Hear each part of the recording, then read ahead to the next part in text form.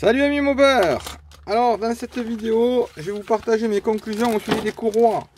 Certains les aiment plus longues, d'autres les aiment plus larges, et d'autres les aiment à la fois plus longues et plus larges. Et oui, je vous parle des courroies bien sûr, vous l'aurez compris, désolé les filles. Donc voilà, dans cette vidéo, vous voyez, j'ai testé pas mal de courroies.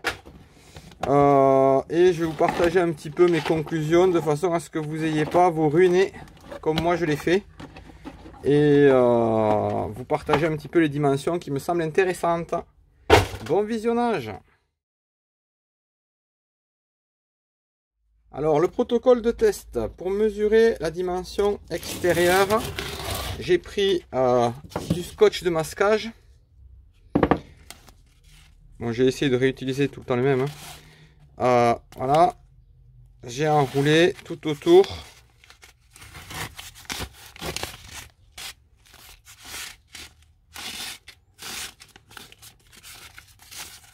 Et à chaque fois, j'ai noté un petit coup de stylo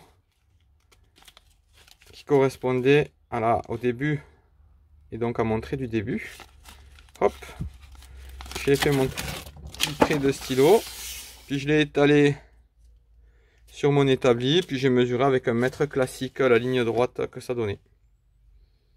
Voilà, pour ce qui est de la longueur extérieure. Pour ce qui est de la largeur, pied à coulisse. Pour ce qui est de la hauteur, alors là franchement je sais pas, je trouve pas du tout comme ce qui est annoncé. Donc j'ai essayé à chaque fois de prendre deux crans et d'écranter donc, et de pas trop appuyer, ni trop peu. Et enfin pour ce qui est de la dimension intérieure, j'ai commandé ça sur AliExpress mais ça allait pas. Du coup j'ai fait autrement. J'ai pris un morceau de plastique, je sais pas d'où je sors ça. Et donc je l'ai enroulé comme ça. Voilà. Je pense que c'est pas mal en fait. Hein. Et du coup, j'ai forcé un petit peu de façon à être sûr que ça épouse bien donc l'intérieur de ma courroie. Et après, j'ai mis un trait au stylo ici.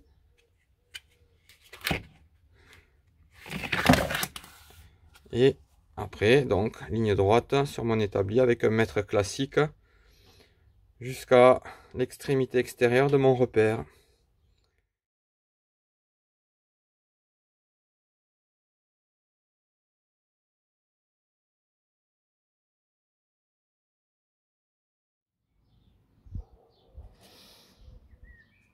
Alors, pourquoi on met une courroie plus longue? En général, on met une courroie plus longue pour deux raisons.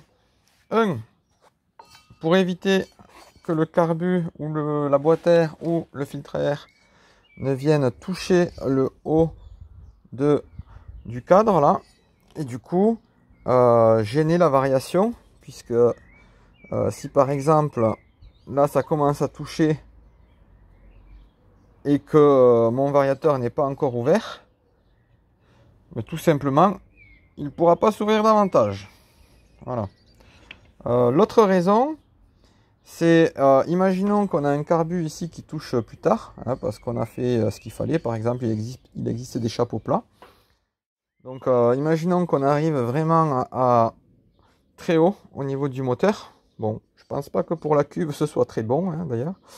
Mais on peut aussi avoir le problème du variateur là, qui va toucher la poulie.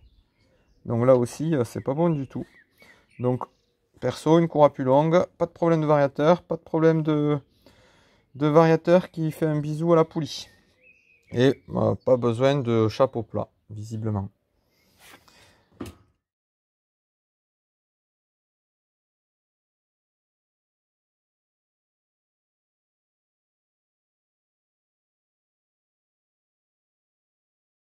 Un des effets aussi d'une courroie plus longue, c'est que le ressort moteur sera du coup moins tendu tout au long de la plage. Et notamment au démarrage, vu qu'il est moins tendu, on peut avoir le problème du démarrage au kick et la courroie qui patine un peu, quoi. Alors moi perso, on pourrait voir ça dans une autre vidéo, j'ai fait un système avec 2 crans. D'ailleurs je verrai peut-être même en faire un 3e, on verra, c'est à tester. J'ai pas encore assez de recul là-dessus. Mais déjà c'est pas mal 2 crans. On a aussi le problème du ressort moteur qui peut se barrer si on a une courroie trop longue. Apparemment, les ressorts de phase 2 sont un petit peu plus courts. Donc il faut faire attention et vérifier qu'on a quand même de la marge et pas de ressort qui va se barrer. Ensuite, on peut avoir aussi ce qu'on appelle l'effet de chèvre. Un peu comme ça, je ne sais pas si ça vous parle, lié à un ressort moteur pas assez tendu.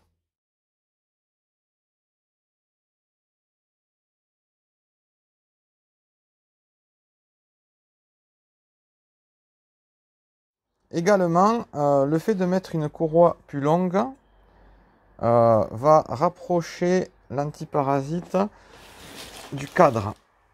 Et par exemple, si vous êtes avec une culasse type Transval comme moi, déjà la bougie part dans ce sens. En plus, elle est quand même très large ici. Elle prend beaucoup de place, plus de place qu'une culasse Boost.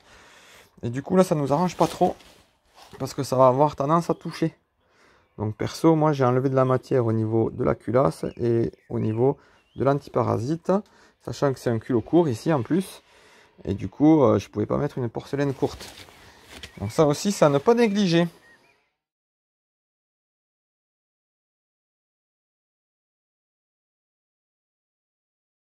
Quand on met une courroie plus longue, attention au pot, puisque au démarrage, le moteur va être beaucoup plus avancé qu'avec une courroie de longueur standard. Et donc il faut veiller à ce que la rotule joue bien son rôle, hein, notamment voir si on n'a pas trop de fuite ou si l'angle a l'air d'aller. Et aussi au niveau de la biellette, il y a des angles à respecter. Et moi par exemple, il était ici et je l'ai avancé pour avoir un angle correct, d'autant que j'ai une grande variation. Et du coup, voilà, il fallait faire attention à ne pas faire n'importe quoi avec ma biellette. Quand on met une courroie plus longue et qu'on a une pédale lanceur, en général, il faut revoir la pédale lanceur, notamment la patte, qui a pas plus forcément la bonne longueur. J'ai déjà eu ce problème-là, justement, sur la pédale lanceur mal aussi, sur une autre machine. Du coup, c'est un petit détail qu'il faut bien prévoir.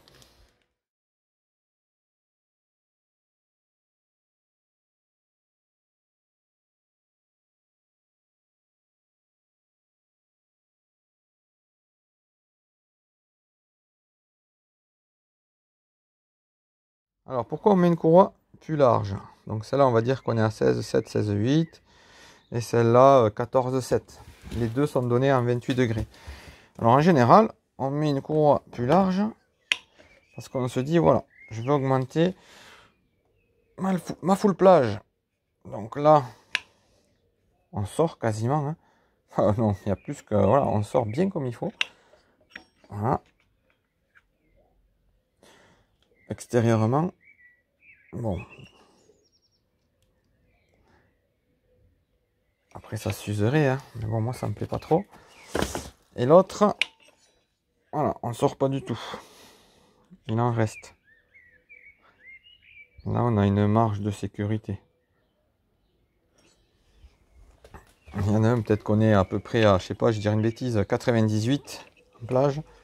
Et l'autre, on est à 105. Voilà. Et il y a aussi le fait qu'elle soit plus large, elle sera plus solide. Voilà. Les deux raisons pour lesquelles on met une courroie plus large.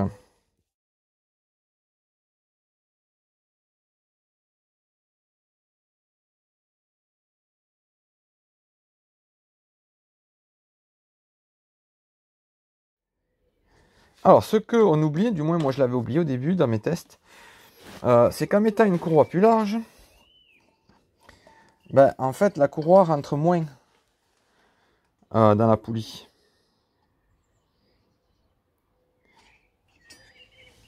Et du coup, ça fausse un petit peu les choses. Parce que Ah, il y a une grosse différence, hein. Parce que finalement, ok, on modifie le diamètre d'enroulement côté variateur, mais en fait on modifie aussi le diamètre côté poulie. Donc si on change pas le pignon ni la couronne, en gros ce qu'on fait d'un côté c'est compenser de l'autre quasiment, hein, ça sert à rien quoi. Mais c'est pire que ça. C'est que vu qu'elle sera plus large et qu'on augmentera le diamètre d'enroulement des deux côtés, hein, donc le périmètre, une sorte de longueur, on aura donc sur plus de longueur, plus de contact, donc plus de frottement, plus de perte. Donc il y a ça, hein, bon, qui est pas top, hein. C'est pour ça souvent qu'on dit qu'une courroie plus large bouffe plus de puissance, je pense. En tout cas, ça me paraît logique. Il y a aussi le fait que, vu qu'elle rentre moins dans la poulie, c'est un peu comme si on avait mis une courroie plus courte, hein. Donc ça aussi, il faut y faire attention. Quand on met plus large, il faudrait mettre aussi plus long, puisqu'elle va rentrer moins dans la gorge, et ici, elle va monter plus haut. Donc ça aura tendance à faire comme si on avait mis une courroie plus courte. Et notamment le carbu qui touche, enfin, je l'ai dit tout à l'heure. Le bisou du variateur avec la poulie, etc. J'en profite pour faire un petit peu de pub, une petite parenthèse vers donc un site internet dont je vous mets le lien en description et qui vous permettra de faire des calculs théoriques de vitesse. Bien sûr, ça reste théorique puisque si vous n'arrivez pas à prendre le régime souhaité, vous n'arriverez pas à atteindre la vitesse désirée. Hein, par exemple, je reviens sur cette histoire, quand on tire plus long, on va pas forcément plus vite du moment qu'on n'arrive pas à prendre le régime et à se lancer.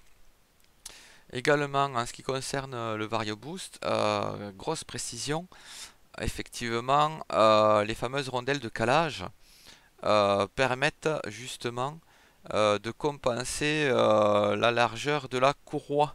C'est-à-dire qu'on met une courroie plus large, on a bien compris que finalement ça servait pas à grand chose, hein, puisque ce qu'on gagne côté variateur, on le perd côté poulie. En gros, c'est ça. On peut s'amuser à vérifier d'ailleurs avec le lien précédent et le calcul de vitesse théorique. Mais en plus, le fait de mettre une courroie plus large, on augmente les frottements.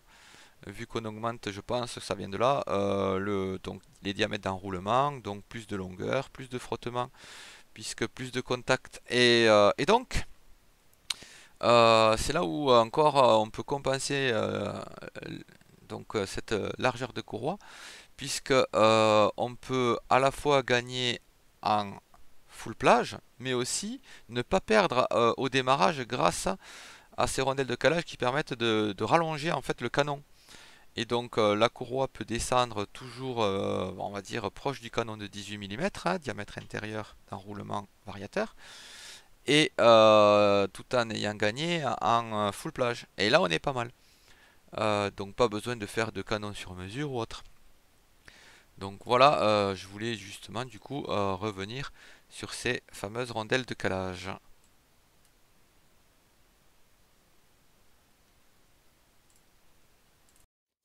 Alors là, on voit le Stradi V1. Pour l'instant, il y a surtout ça en vidéo pour l'instant dans ma chaîne. Le V2, je le teste depuis un moment. Et donc, voilà, les fameuses rondelles de calage dans un matériau qui ne va pas trop bouger à l'écrasement, hein. Ça va pas s'aplatir. Et donc voilà, c'est un des secrets du Stradi. J'en profite également pour faire un petit coucou à Stéphane Leland, hein, une personne que je connais pas dans le réel, mais qui est vraiment vraiment très sympa, me semble-t-il. Et donc c'est lui qui fait des chapeaux plats pour carburateurs, plusieurs types de carburateurs. N'hésitez pas à le contacter si vous êtes intéressé. Petit point aussi sur les épaisseurs de courroie, donc a priori j'ai l'impression que ça va de 8 mm à 9,2 mm. Bon, je pense pas que c'est une grande importance, enfin quand même, voilà.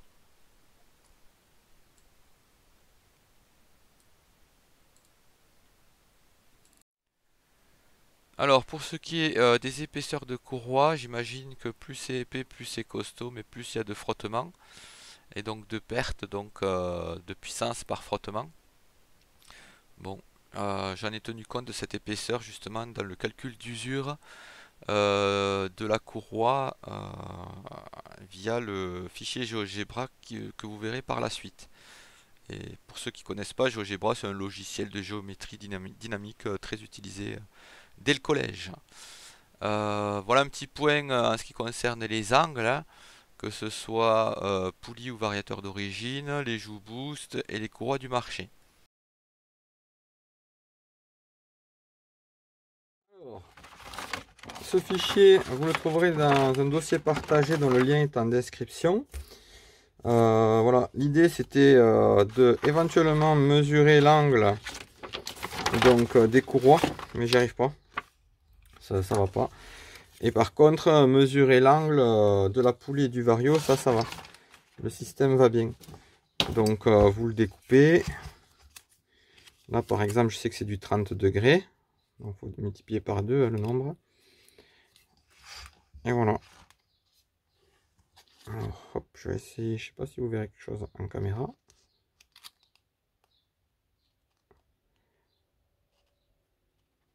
Mais on voit que c'est du à peu près 30. Après, je suis peut-être à 1 degré près, c'est pas évident. Donc là, on est sur du 2 x 15, 30. Et après, au niveau du variateur, celui d'origine, c'est pareil. J'ai regardé et donc ça correspond à 30 degrés. Vous voyez, là, je suis sur du 11 degrés, donc 22 en fait.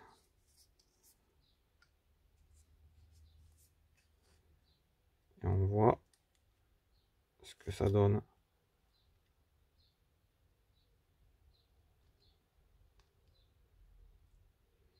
Donc la courroie, une fois usée, avec les joues boost, à la rigueur, ça va un peu moins frotter au niveau poulie. C'est pas plus mal. Moins de frottement. Ça me gêne pas finalement.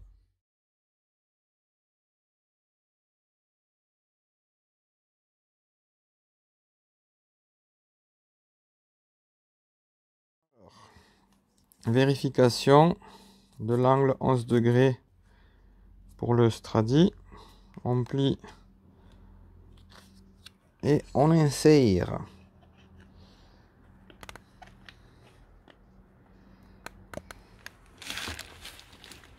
Alors j'espère ne pas trahir un secret. De toute façon c'est facile à trouver à la mesure finalement. Donc voilà, on est sur du 11 degrés.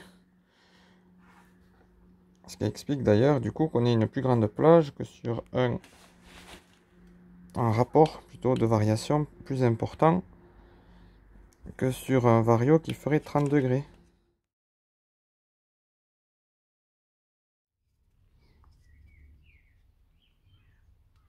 Pour moi on est pile poil.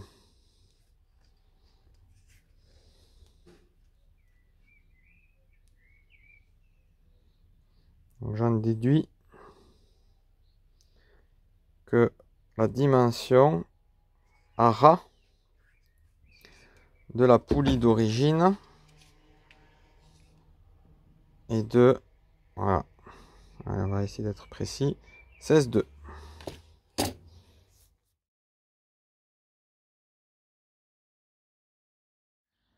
Alors, voilà, moi j'ai utilisé de la pâte à modeler pour regarder à quoi correspond mon réglage, parce que moi j'ai pas envie d'une part de dévisser parce que mon pas de vis est abîmé, mais surtout j'ai pas envie de faire que ça là régulièrement, mon réglage. Donc ici j'ai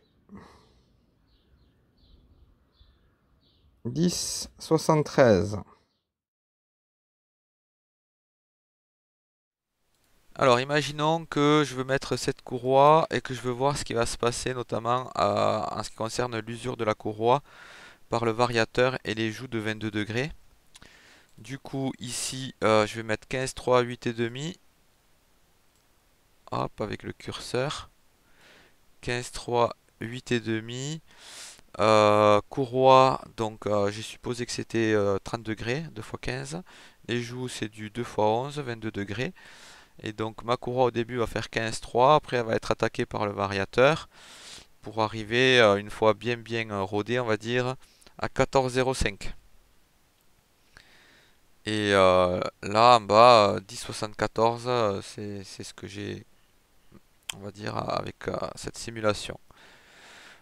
Donc voilà, et par rapport à ça, j'ai une petite idée de comment va s'user ma courroie. Deuxième exemple, 16-9.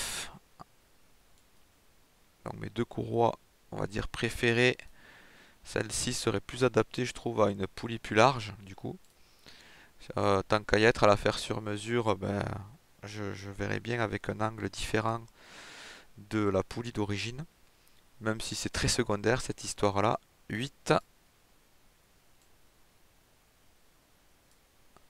Voilà. Donc on voit que euh, une fois qu'elle aura pris un angle de 11 degrés, elle fera 15,72 de large.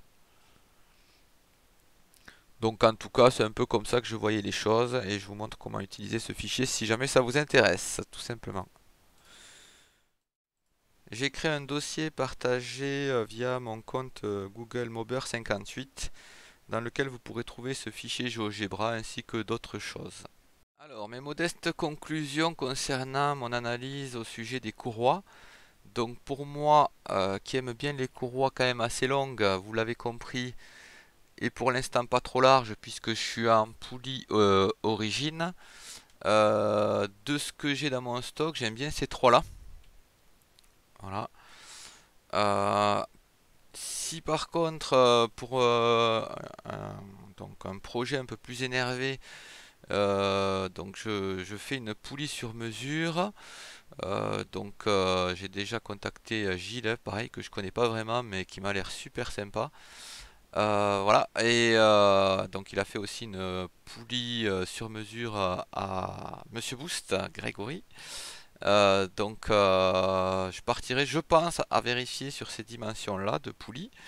Et dans mon stock, j'ai ces quatre courroies qui me semblent intéressantes, euh, selon mes goûts. Euh, pour moi, trois courroies que j'ai dans mon stock me semblent trop courtes. Voilà. Je sais qu'il y en a qui aiment bien hein, les courroies courtes, comme ça fait un ressort assez tendu, mais c'est pas mon cas. Et enfin, des courroies aussi qui me semblent intéressantes, mais que je n'ai pas dans mon stock, malheureusement, donc que je n'ai pas mesuré. Si on veut me les envoyer pour que je les mesure, voilà, je suis preneur. Notamment, voilà, la bande d'eau que j'ai mis en gras m'intéresserait plus que les autres. Alors, ma bande d'eau. Ok, on est comme ça. Sachant qu'elle a commencé déjà à s'user.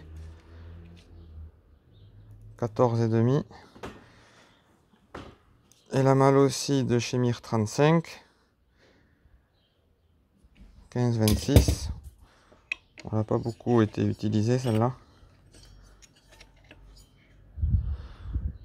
Voilà. Elle a été utilisée sur un vario avec un angle de 30. Donc du coup,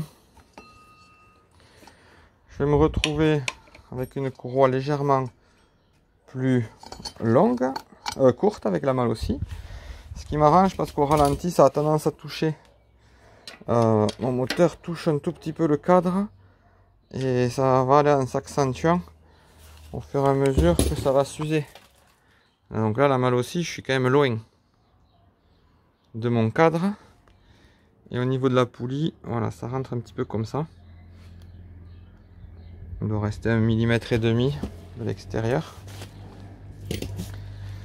Par contre, si on compare donc avec la bande d'eau, je ferai un test d'ailleurs avant-après avec exploitation des données dans une prochaine vidéo. Mais on va pas tout mélanger. Donc ici avec ma bande d'eau, du coup, vu qu'elle est plus étroite, ça a tendance à faire comme si elle était un peu plus longue, et en plus elle est un petit peu plus longue. Donc ici elle rentre un tout petit peu plus, peut-être 1 mm de plus côté poulie. Donc là aussi elle va descendre un petit peu plus bas. Et là par contre je suis trop près. au ralenti. Ça, j'ai pourtant gratté, je l'ai modifié pas mal, hein, l'antiparasite, mais ça va pas. Vous voyez, c'est pas top. Donc voilà, prochain test. On fera un avant-après pour voir ce que ça donne. Bon, le problème c'est que je pense que je manque de puissance au régime, donc j'arrive pas. Je vais pas arriver à m'élancer. Mais bon, c'est un autre problème.